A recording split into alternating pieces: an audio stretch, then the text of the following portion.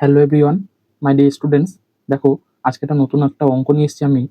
প্রথমে আছে 6টি ক্রমিক সংখ্যার প্রথম 3টি সংখ্যার যোগফল 36। ঠিক আছে, 36 বৃহত্তম ও ক্ষুদ্রতম সংখ্যার সমষ্টি কত হবে? Option A 23, option B 26, option C 29, option D 27। ঠিক আছে, এখানে আমরা প্রথমে কি করব? এখানে এক্ষেত্রে 36কে 3 দিয়ে ভাগ করলে যে সংখ্যাটি পাওয়া যাবে সেটি 3টি সংখ্যার মধ্যবর্তী সংখ্যা। ঠিক আছে, এবার কেমন হবে এটা? ধরো 11, 12, 13 লিখে নিলাম। লিখে নেওয়ার পর এখানে বৃহত্তম সংখ্যা,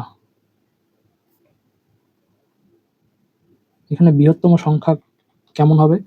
ধরো 11 প্লাস 5 কত হবে? 16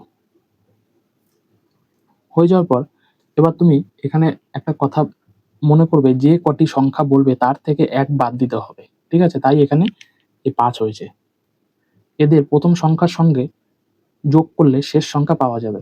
কেমন হবে এটা তোমরা অবশ্যই দেখে নেবে।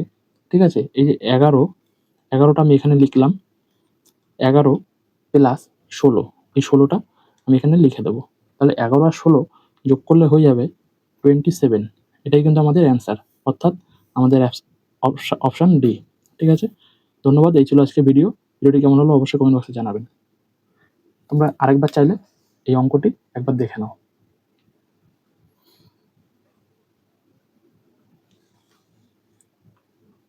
ধন্যবাদ।